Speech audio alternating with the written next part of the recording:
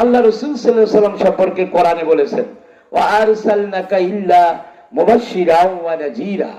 হে নবী, আপনাকে আমি বিশ্ব মানববাসীর মতো বিশ্ব মানববাসীর নেতা করে দুনিয়াতে প্রেরণ করেছি।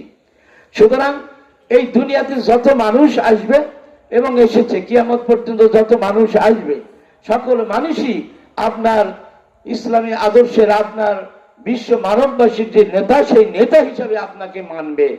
এই মানা ছাড়া তাদের কোনো গতি থাকবে না।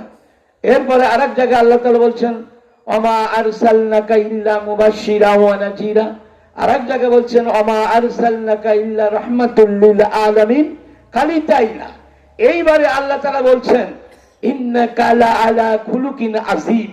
অর্থাৎ দুনিয়াতে যত মানুষ আছে, যত মনীষী আছে, যত চিন্তায় গবেষণা করার মানুষ আছে, সকল মানুষের চাইতে আপনার চিন্তা চেতনা, আপনার চরিত্র, আপনার কৃতিত্ব এত বেশি যে দুনিয়ার সকল মানুষের চরিত্র যদি একত্রিত করা হয়, সুতরাং আর আপনার চরিত্র যদি এক জায়গায় করা হয়, দুনিয়ার সকল মানুষের চরিত্র হার মানতে বাধ্য হবে।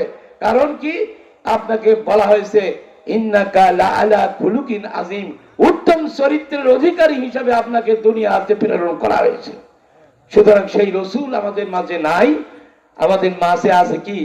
রাসূল সাল্লাল্লাহু আলাইহি ওয়াসাল্লামের সুন্নাত, তরিকা, আদর্শ এবং রাসূল সাল্লাল্লাহু আলাইহি ওয়াসাল্লামের জিন্দেগি মানার মতো যোগ্যতা আমাদের মতো মানুষের তৈরি করার চিন্তা ভাবনাই সর্ব মুহূর্তে থাকতে হবে। সেটাই হলো আদর্শ নবী রাসূল সাল্লাল্লাহু আলাইহি ওয়াসাল্লামের আদর্শ। এখন আসেন, আল্লাহ তাআলা বলছেন এইভাবে, কোরআনে বলতেছেন সূরা বাকারায়, কামা আরসালনাকা মুবাশশিরা ওয়া নাযীরা বললেন, কামা আরসালনাকা ইল্লা রাহমাতুল লিল আলামিন। আরেক জায়গায় বললেন ওয়ালাকাদ না'লামু আন্নাকা ইয়াদীকু সাদরুকা বিমা ইয়াকুলুন ফাসাব্বিহ বিহামদি রাব্বিকা ওয়া কুম মিনাস সাজিদিন ওয়া আবুদু রাব্বাকা হাত্তা ইয়াতিকাল ইয়াকিন। আল্লাহ তাআলার ঘোষণা, হে নবী, আপনার আদর্শ, আপনার চিন্তা চেতনা দিয়ে দুনিয়াতে সকল মানুষের মধ্যে একটা পরিচালিত পরিশুদ্ধ চিন্তা ভাবনা রাখা দরকার। কিন্তু দেখা যাচ্ছে আপনার আদর্শ, আপনার তরিকা, সুন্নত মানুষ মানে না। কারণ মানুষ খালি মনে করে যে সবচেয়ে সহজ সুন্নত কোনটা, এটা বেছে বেছে বের করার জন্য চিন্তা করে। কিন্তু কঠিন সুন্নত যেগুলা, সেইগুলোর দিকে মানুষ যাওয়ার চিন্তা করে না, চেতনার ভিতরে নিয়েও আসে না। আল্লাহ তাআলা এইভাবে বলছেন যে, হে রাসূল, আপনাদের যখন মক্কা কাফের মুশরিকরা আপনাকে যখন অত্যাচার করেছিল, তখন সেই অত্যাচারে নিষ্পেষিত হয়ে, নির্যাতিত হয়ে আপনি হতোদ্যম হয়েছিলেন, মন মরা হয়েছিলেন, হতাশাগ্রস্ত হয়েছিলেন। কিন্তু আমি আল্লাহ সেই রাসূল সাল্লাল্লাহু আলাইহি ওয়াসাল্লামকে তখন সুসংবাদ দিচ্ছেন কোরআনের আয়াত নাযিল করে। কি? সেটা হলো যে, হে আল্লাহ, হে রাসূল, আপনি হতাশাগ্রস্ত হবেন না, আপনার চিন্তিত হবেন না, আপনি মন মরা হবেন না। কারণ আপনাকে ধৈর্য ধারণ করে এই দুনিয়াতে টিকে থাকতে হবে। যে কারণে আপনাকে নবী করে রাসূল সাল্লাল্লাহু আলাইহি ওয়াসাল্লামকে আপনাকে দুনিয়াতে পাঠাইছি, সেই আদর্শ, সেই চিন্তা, সেই আদর্শ বাস্তবায়ন করেই আপনাকে দুনিয়া থেকে উঠায় নেওয়া হবে, তার আগে না। সেই কারণে আপনি কি করবেন? এই সময়, এই পরিস্থিতিতে আপনি হতোদ্যম হয়েন না, চিন্তা চেতনায় মন মরা হয়েন না। আপনি কি করেন? সেজদাকারীদের অন্তর্ভুক্ত হন, আর বেশি বেশি করে আল্লাহর প্রশংসা, আমি আল্লাহর প্রশংসা বর্ণনা করুন। আর কি করেন? এই আল্লাহর প্রশংসা কতদিন করবেন? ততদিন পর্যন্ত, যতদিন পর্যন্ত আল্লাহর সাহায্যের পূর্ণ বিবরণ আপনার মাঝে না আসে, ততদিন পর্যন্ত আপনি ওই সেজদাকারীদের অন্তর্ভুক্ত হয়েই থাকেন। এইভাবে আল্লাহ তাআলা বলছেন।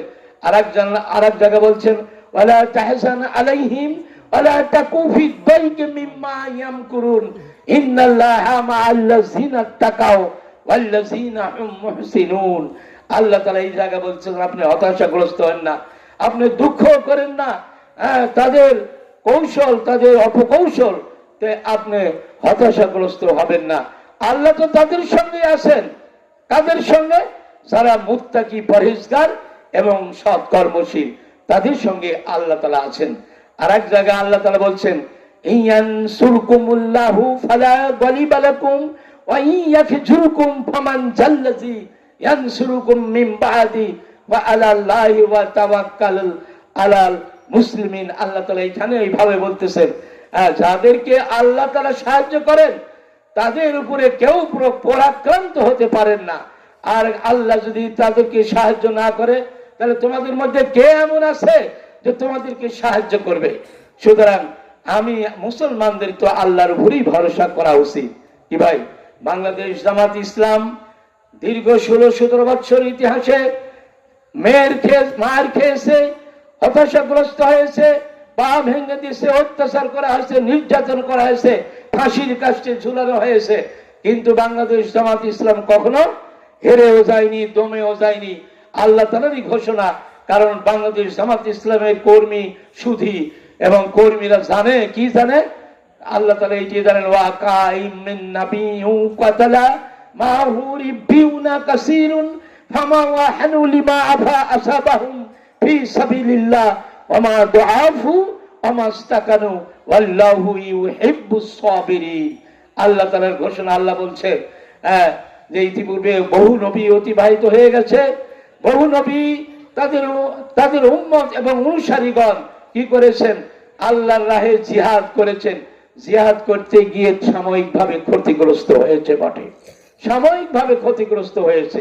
কারণ জিহাদ যারা করে, আল্লাহর অন্যায়, অত্যাচার, নির্যাতন, জুলুম, অত্যাচারের বিরুদ্ধে যারা লড়ে, যারা প্রতিবাদ করে, তাদের অনেক কষ্ট সহ্য করতে হয়। বাংলাদেশ জামাত ইসলামও তাই করেছে।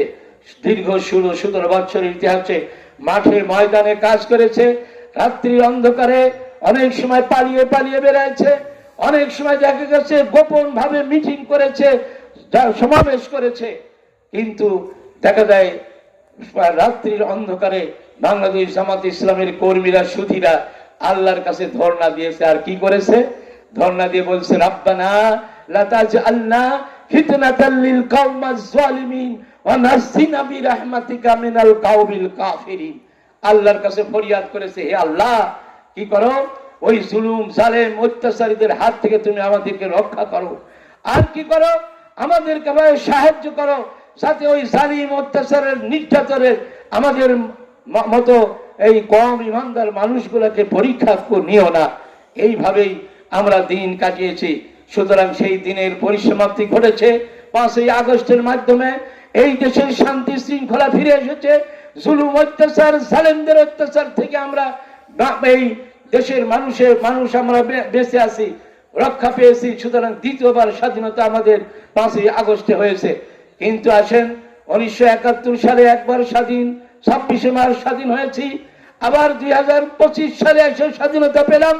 এই স্বাধীনতা 71 সাল এবং 25 সাল, এই দুই স্বাধীনতার ওই আগের বার 90 লক্ষ মানুষের জানমাল, মা বোনের ইজ্জতের কারণে আমরা স্বাধীনতা পেয়েছি।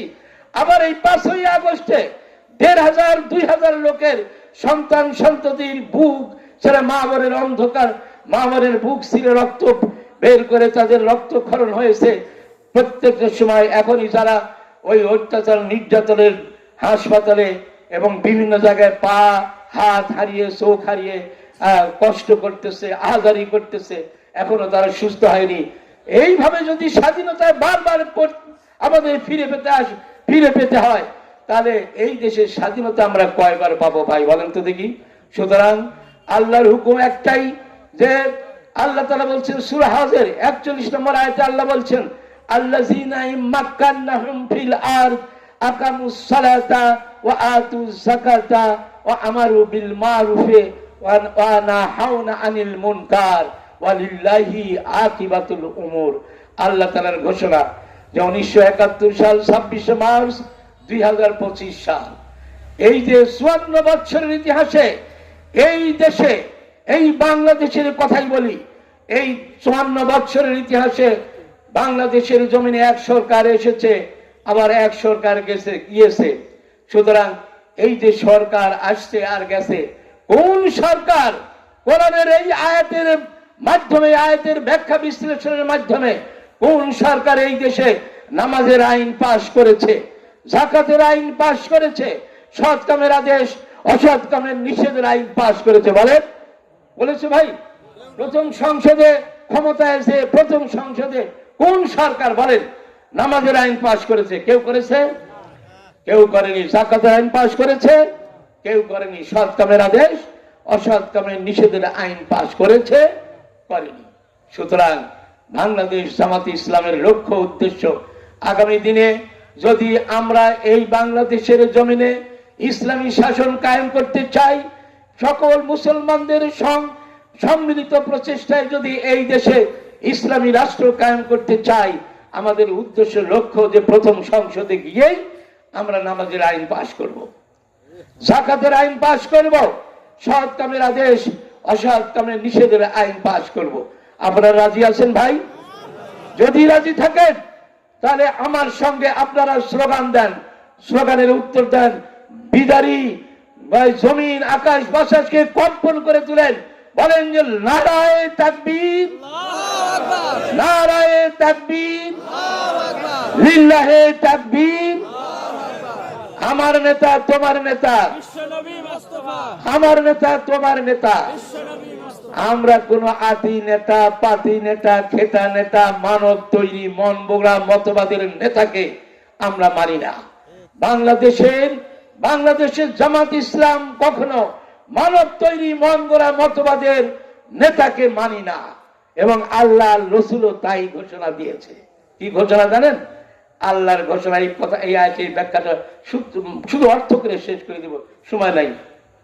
আল্লাহ তাআলা সূরা আহজাবের 66, 67, 68 নম্বর আয়াতে আল্লাহ তাআলা কি ঘোষণা দেখেন, ইয়াউমা তুকাল্লাবু উজুহুহুম ফিন-নার ওয়া ইয়াকুলুনা ইয়া লাইতানা আতানাল্লাহা ওয়া আতানার রাসূলা রব্বানা ইন্না আতানা সাদাতানা ওয়া কুবারানা ফাআদাল্লুনা সাবিলা রব্বানা আতিহিম দিফাইন মিনাল আযাবি ওয়াল আনহুম লানান কাবীরা। আল্লাহ তাআলার ঘোষণা দেখছেন ভাই, কিয়ামতের দিন একদিন আসবে কিনা? দুনিয়া সব ধ্বংস হয়ে যাবে। কিরকম ধ্বংস হবে? সূরা ইনফিতর আল্লাহ তাআলা বলছেন, ইজাস সামাউন ফাতারাত ওয়া ইজাল কাওয়াকিবুন তাসারাত ওয়া ইজাল বিহারু ফুজ্জিরাত ওয়া ইজাল কুবুরু বুসিরাত আলিমাত নাফসুম মা কদ্দামাত ওয়া আখারাত ইয়া আইয়ুহাল ইনসানু মা গাররাকা বিরাব্বিকাল কারীম। সূরা ইনফিতরে আল্লাহ তাআলা ঘোষণা দিয়েছেন। কি ঘোষণা?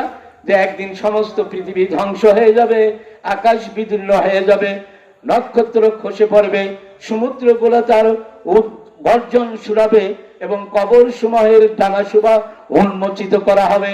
সেদিন সবাই মানুষ জেনে নেবে, কি জেনে নেবে? যে তুমি অগ্রে কি প্রেরণ করেছো এবং পশ্চাতে কি ছেড়ে এসেছো। কি ভাই, আগে কি প্রেরণ করেছো আর পিছনে কি দুনিয়াতে ছেড়ে এসেছো। সমস্ত বিচারের ফয়সালা সেই কিয়ামতের মাঠে হবে। সুতরাং সেই কিয়ামতের মাঠে যায় একদল মানুষকে আল্লাহ তাআলা কি হবে?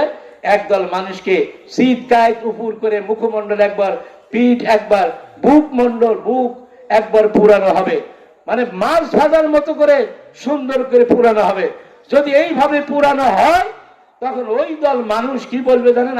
আল্লাহর কাছে যে আল্লাহ, আমরা যদি দুনিয়াতে বেঁচে থাকতে, আমরা যদি আল্লাহ রসুলের আনুগত্য করতাম, আল্লাহ রসুলের আদর্শ মেনে চলতাম, তাহলে আজকে আমাদের এই কঠিন অবস্থার সম্মুখীন হতে হতো না।